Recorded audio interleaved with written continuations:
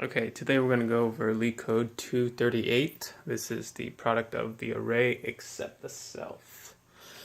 So for example, we could take in as input some array that's, let's say 1, 2, 3, and 4. So we're going to be returning an array that has the product of, at each element, the product of that array, which it would be 1 times 2 times 3 times 4, which is 2 times 3 is 6 times 4 is 24, right? So at 1, that index, it would be not 1, but 2 times 3 times 4, which would be 24. And then at 2, it would be 1 times 3 times 4, because it's the product of the array except itself. So in this case, it would be 12.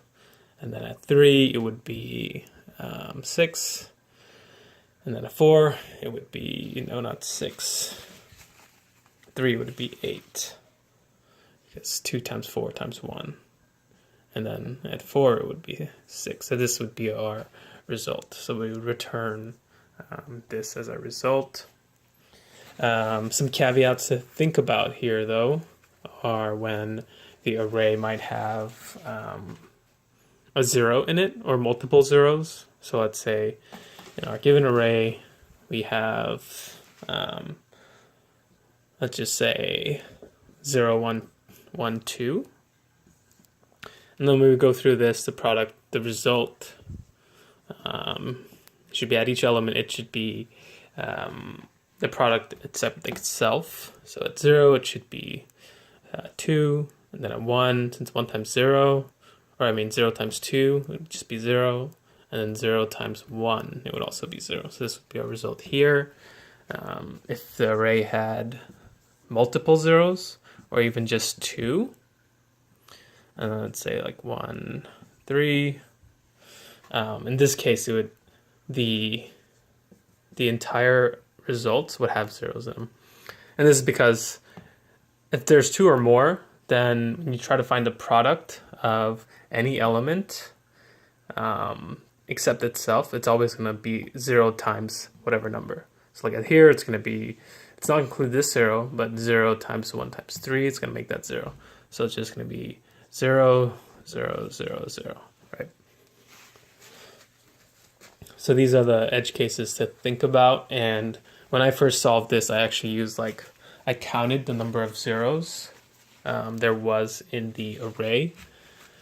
And then based on that, if there was 2 or more zeros, I would return something like this times the length of the array.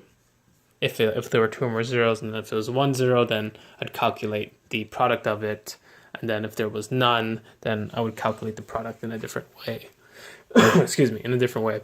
But I actually looked online, and I saw a video today about YouTube channel programmer Mitch, and he solved it in an interesting way, and I wanted to kind of unpack it for myself too. So this code is based off him. I think he got it on Leetcode somewhere too, but yeah, I'm gonna attempt to recreate it now. So yeah, let's define product except self. Let's just do whatever. I don't want to write it all out, but I guess I will. Except S. It's going to take in nums. It's going to be an array of numbers, and I don't believe sorting it is going to do anything to it, so it can be out of order as well, so we don't need to worry about that. But the general idea is to have 2 for loops kind of going from the beginning of the array to the end, and then at the next for loop, it's not going to be nested. At the other one, you're going to go from end to the beginning. So I'm just going to come up with the code first and then go through it. So again, we could do results equals, so we're going to create an array with just 1, and then this is going to be the length of nums, because when we're changing each element in the result, if it's initialized to 0 and we try to multiply, it's just going to always give us 0. So we're going to use the number 1 times the length of nums. And then we'll set P, which is going to be, we'll just call it product. it's going to be initialized to 1 as well. So here we're going to go through nums, each number in nums, and we might need the indexes for that. So we'll say for I in Python in range of length of nums.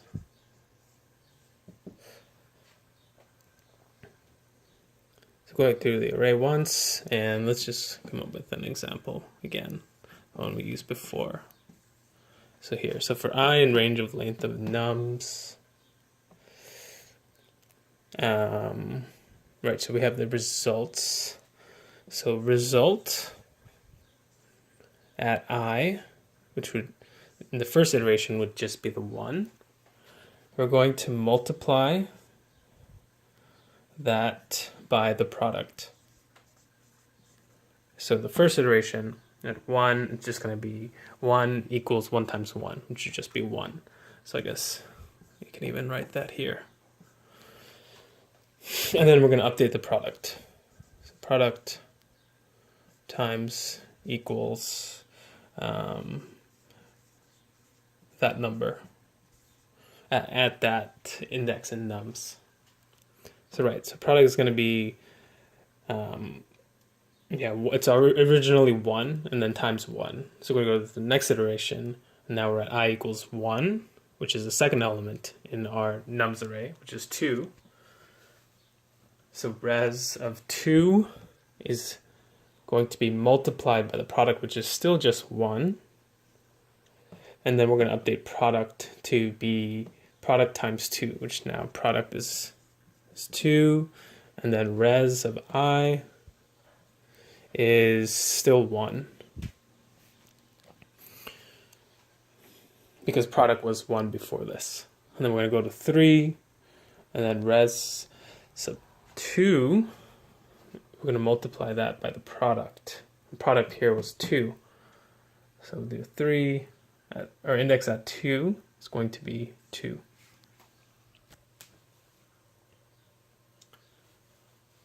Yeah, and then product, we're going to multiply that by 3. So now P is now 6. So now we're at I equals 3, and then res of I, just 3. We're going to multiply that by the product. It's going to be 4.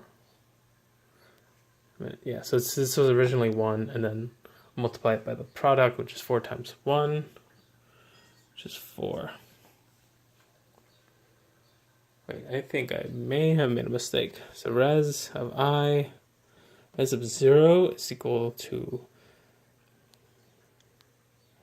1 times 1. Okay, so that's right. And then we're updating product, which is going to be still 1. Second iteration. And then I equals 1. We have res sub I times equals the product. So it's 1, and then product's still 1. Okay, yeah, I think that's right. 3, we're saying P is originally 2. I'm going to multiply P times equal nums at I. Product is now 6. And then res sub I is going to be equal to times equal product. Yeah, I did make a mistake. So this would be 6. Okay. And then going to the next outer for loop, I'm going to break out of this for loop. And we can just do the same variable. So for I in, this is one way to do, to iterate from the back of nums to the beginning. In range of length of nums, -1, -1, -1. And then it's just going to be the same thing. So res of I times equal. So I think it's really important here to not just memorize the code, but really understand how it works.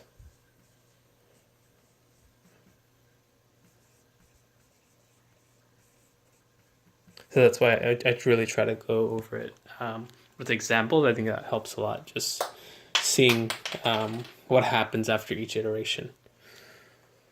And then at the end, you would just return your results.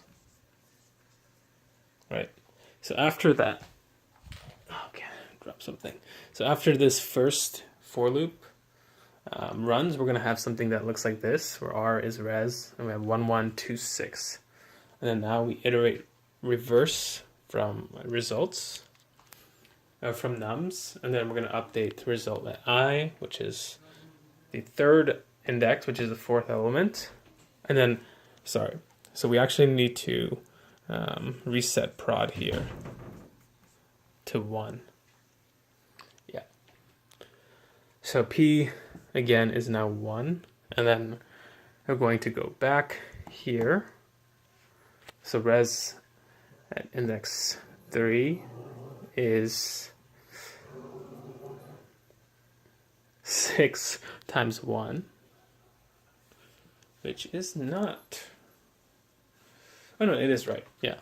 So 6 times 1, which is 6. And then I'm just going to rewrite that here because we're going backwards. That's 6. And then product was 1 because we reinitialized it over here to 1. And then we're going to multiply product by the element at nums, which is 4. So now P is equal to 4 because 1 times 4. And then we're going to go back one more step. I is at now 2. And then result of 2, which is the third element, is going to be multiplied by the product. Hey! Which is originally 2, and then the product is 4. So 2 times 4 is 8. Hey! Go on! Okay, moving on. And then we need to update the product to be the product times a number at nums of I, which I is 3 right now. So 4 times 2 is 8. And then we're going back 1 again. So now we're index 1. And then results of index 1 times equal to product, which is...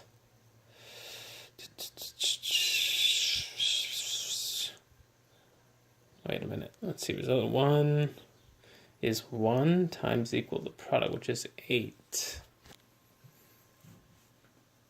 But this should not be 8. It should be 12.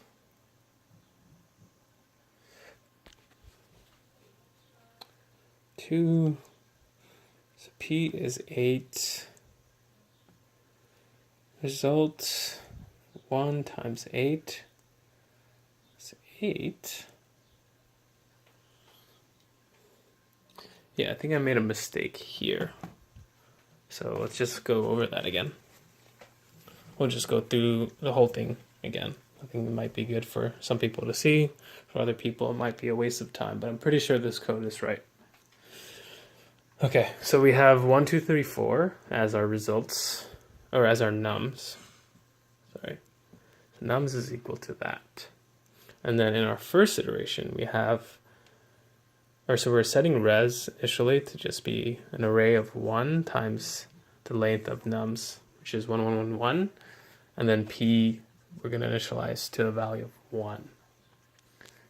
So for I in range of length of nums, res of I is times equal to the product, which is originally 1, and then we're updating the product.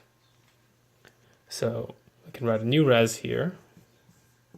So res of I, 0 at first, it's going to be times equal to product. So 1 times 1, that's 1. And then we're updating product to be the number at that element. So P is still 1 because 1 times 1. Secondly, find range of length of nums, res of I, IDX is at 1, which is the second element. We're going to multiply the product by 1 because P is 1. Oh, no, product times equal. Yeah, that's right.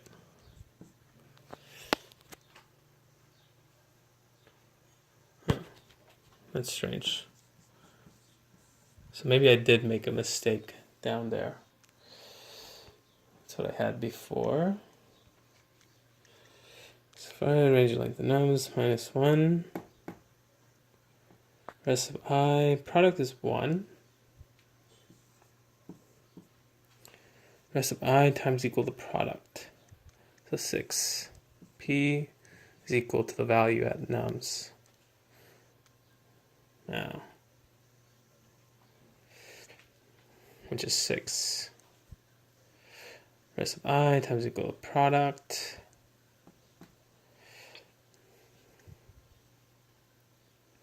Rest of I times equal the product, which is 4 times 6.